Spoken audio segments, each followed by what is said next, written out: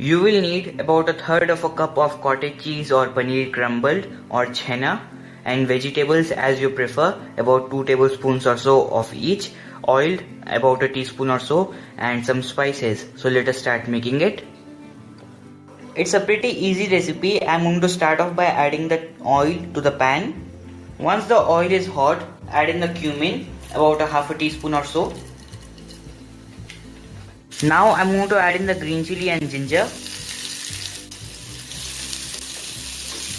In goes my onion.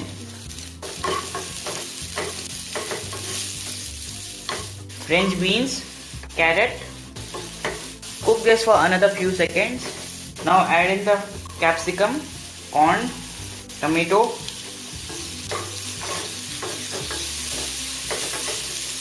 This looks colorful and delicious. I'm going to add in salt to taste.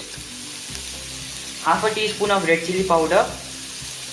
Quarter teaspoon of turmeric. Half a teaspoon of coriander powder.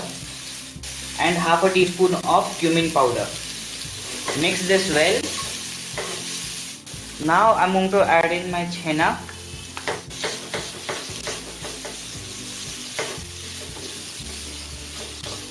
I'm going to cook this for another few seconds. Our paneer bhurji is ready. You can also sprinkle a little bit of garam masala if you wish and serve hot. Our paneer bhurji is ready.